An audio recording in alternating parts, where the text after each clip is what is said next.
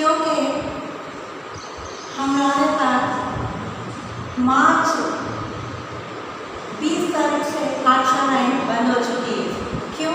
क्योंकि ये कोरोना महामारी व्याधि के भय से हम अपने अपने घरों में रहकर इस महामारी को बढ़ने से रोक सकते हैं, ऐसा हमारा मुख्यमंत्री का उद्देश्य था।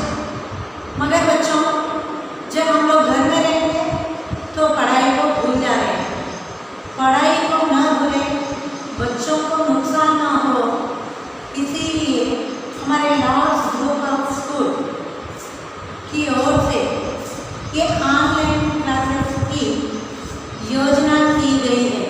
प्यारे बच्चों, आप घर पे ही रहकर, सेफ रहकर इस पढ़ाई को ध्यान से सुनकर थोड़ा सीखने की कोशिश करोगे तो ठीक रहेगा।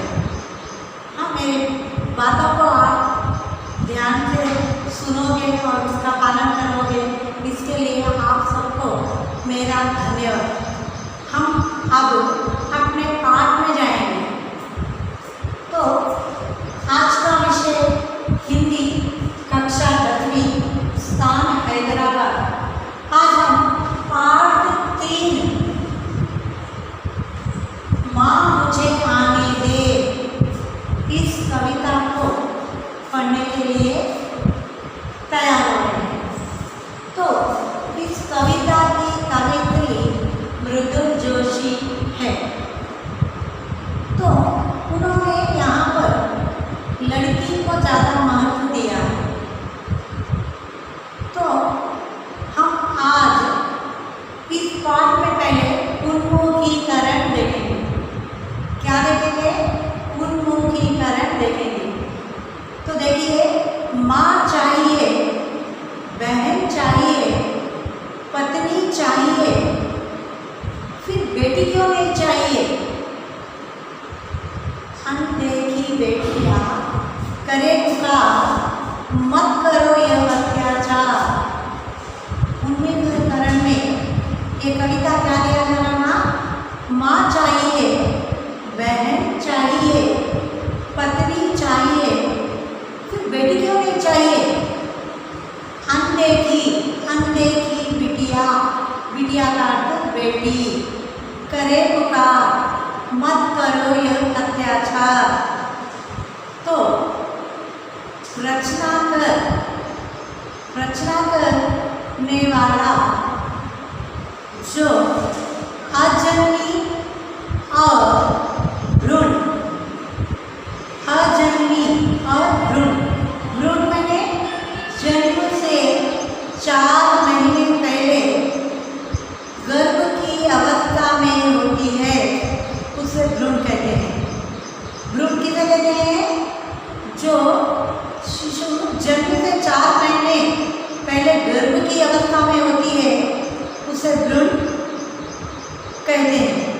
तो अजन्मी और भ्रूण में पल रही कन्या शिशु की वेदना, वेदना मीन्स बाधा, वेदना, वेदना बाधा, वेदना बाधा, उस वेदना का मर्मिक वर्णन कर रही है। मर्मिक मैंने हृदय को स्पर्श करने वाली, मर्मिक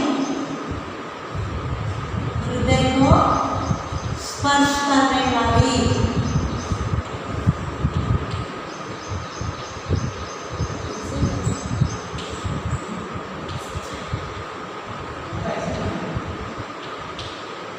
हृदय को स्पर्श करने वाली।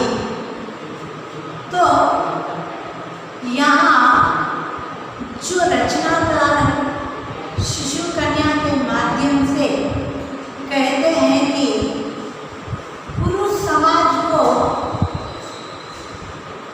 रचनाकार क्या कहते हैं ना? शिशु कन्या के माध्यम से कहते हैं। क्या कहते हैं कि पुरुष समाज को ममता और प्रेम के लिए माँ चाहिए,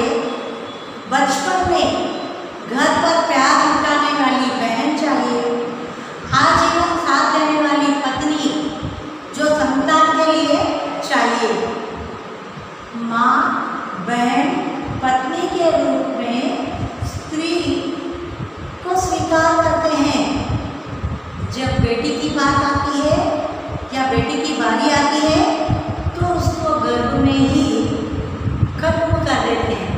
उसके जन्म से पहले ही उसे शिशु अवस्था में ही, भ्रूण में ही खत्म कर देते हैं।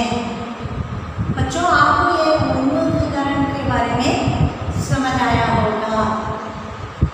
मैं आशा करती हूँ आप लोग समझ रहे होंगे। और आपके साथ एक नोटबुक, पेन या पेंसिल रख लीजिए। जो हार्ड लग रहा है मैं बोर्ड पे दे रही हूँ, उसको आप लिख लीजिए। तो इस कविता का उद्देश्य क्या है, किस मतलब से कवित्री मृदुल जोशी ने इस कविता को लिखा है? छात्रों को मुक्तक कविताओं से परिचय करवाना, इस कविता के माध्यम से भ्रूण हत्याओं का विरोध करने का प्रयास किया जा रहा है। समाज स्त्री और पुरुष दोनों का साकार रूप है।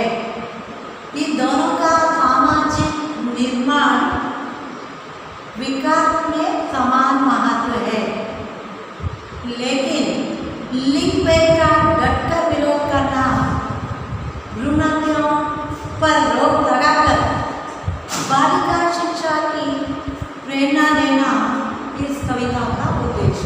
कवि क्या चाह रहे हैं? जो शिशु, कन्या शिशु है, जो लड़की है, उसको पढ़ाई में ज़्यादा महत्व दिलाना उनका उद्देश्य है।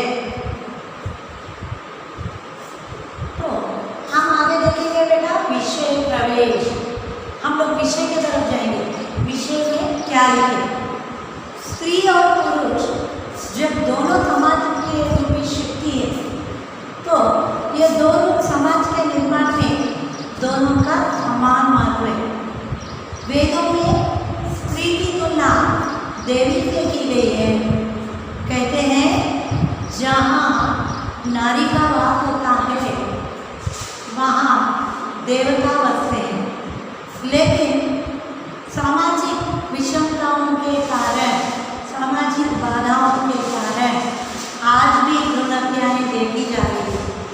तो हम कह सकते हैं कि ऐसी घटना सामाजिक मानवीय अपराध है। इसको हमें रोकना है। इसे हमें क्या करना है? इस अपराध को हमें रोकना है। और इसके बारे में, विषय के बारे में हम कह सकते हैं कि एग्जाम्पल देखिए, शिव क्या है? अर्धनारीश्वर है। शिव का है अर्धनारीश्वर। किसके द्वारा? पार्वती के द्वारा। अगर जब सती ही नहीं रही तो शिव का कुछ अर्थ नहीं है। देखिए इस स्त्रीलिंग के लिए आता है शिव। जब ये शिव से ही की मात्रा हटा देंगे तो ये शव हो जाता है। शव में वहाँ पुरुष का कुछ महत्व नहीं है। उसी तरह अग्नि का ताप के बिना, गर्मी के बिना अग्नि भी कुछ नहीं है। उसी तरह सूर्य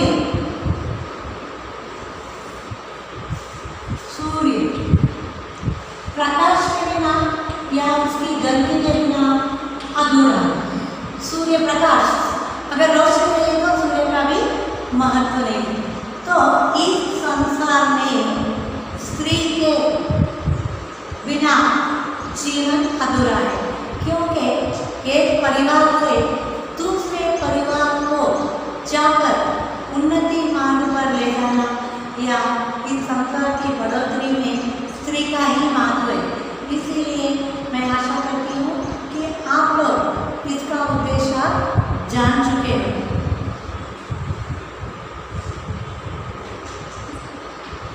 तो अब कवि परिचय देखेंगे हम लोग।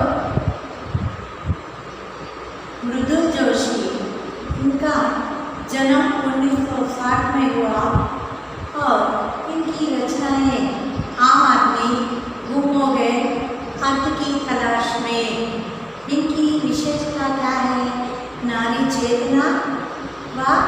सम समाज का निर्माण करना। सम समाज मैंने इक्वालिटी, सब एक जैसा है ऐसा देखने के लिए।